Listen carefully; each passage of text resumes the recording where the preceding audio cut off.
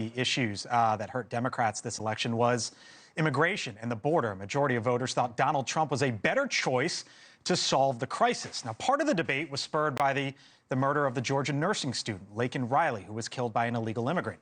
Jose Ibarra was convicted yesterday and sentenced to life in prison without parole. The Ohio Democratic Congressman Greg Landsman joins me live here in studio. Thanks for being with us, Congressman. He's a Democrat from Ohio, first Democrat to win back-to-back in your district since you were in elementary school, I believe. Yeah, I was a kid. Give or take. It's been 40 years. Yeah, it's been a while. Thanks for being with us here on the Hill. So, Thanks for having me. We mentioned Laken Riley, obviously just an awful story, mix of awful. Yes, you voted for the Laken Riley Act. Yeah. You were one of just 37 Democrats who did so. Yeah. It didn't move forward in the Senate. You would think with a Republican-controlled Washington, it will move again. What would you say to your Democratic colleagues who didn't vote for it last time, and what would you tell them about potentially voting for it this time? I think the country needs to appreciate that both parties want to solve the border issue, and if you're at the table, it's going to be a better, a piece of legislation. If you're not, it's going to hurt you not only with voters, but it's going to be, I think, less effective policy. I'm one of those people who believes that when the center left and the center right come together, you get good policy. I was on your campaign website. You listed 13 issues on it. You didn't mention immigration, but you were one of 14 Democrats who voted to denounce the Biden administration's policies back in January. And to me, that kind of stood out, Congressman, of you're a rare Democrat who voted against the president on the border, but yet you didn't really want to highlight it on your website. How do you, and the question is, how do you feel that Democrats need to talk about it? Because you are a rare Democrat who sort of sides on the issues. It's a great question. I mean, it's really interesting, too. Like, I don't think it doesn't come up as much back home. People want it fixed. I think they see it as, I'm just talking about my district, Southwest Ohio, right, Southwest Ohio, Cincinnati. Okay. They see it as an issue where politicians, the government should be able to fix it. And why aren't they fixing it?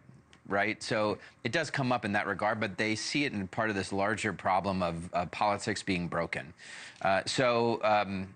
Yeah, I believe that you have to have a secure border. There's got to be comprehensive immigration reform, that Republicans and Democrats should be working together. I support the bipartisan border fix. Right. When it comes up, that's what I say, and people appreciate that because that's where most most voters are, which is just fix it. Just fix it. And I would say to my fellow Democrats, like, get in the game, like fix this. So speaking of fix this. Yeah. Elon Musk, Vivek Ramaswamy, your colleague Richie Torres came out, put a post out, a Democrat, and basically said, look, I don't know Elon, but he's done some things with SpaceX and with Tesla, and without him, as the congressman says, the country thrives on intrepid innovators like Elon. Why antagonize him so intensely that you drive him into Trump's corner and make a permanent enemy out of him? What would you say to your Democratic colleague there who says, you know what, you sort of drove Elon to the other party? Richie's a great guy and a wonderful member, one of my favorite people. I think it's true that we, or some folks in the party, have driven a lot of people away. Right. The rhetoric's alienating, or they just use language that just doesn't resonate.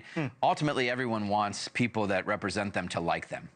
Okay. And I think there are a lot of Democrats that have given the impression that they don't like certain people, and it's driven them away, and it hurts folks like me who are in these really competitive seats.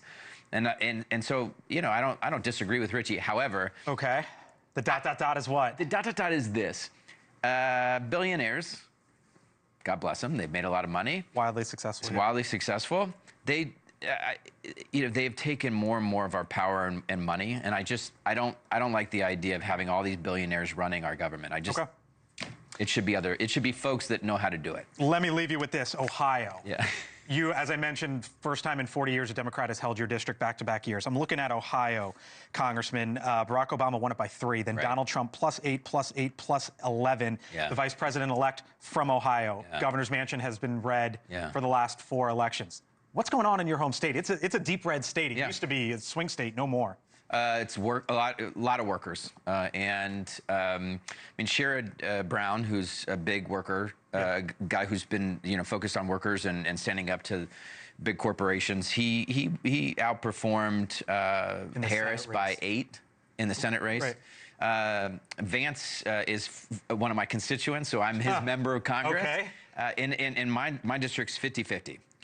When we both ran for national office 2 years ago, I won that district by 5. He lost it by 8. I do think that, for the most part, people want normal, pragmatic, reliable leaders. I do. All right, Congressman Greg Landsman from Southwest Ohio. Got to leave it there. Thank you, sir. I appreciate it. Appreciate it. All right. Thank you for watching. And make sure you go to joinnn.com to find NewsNation on your television provider. And don't forget to click the red subscribe button below to get more of NewsNation's fact-driven, unbiased coverage.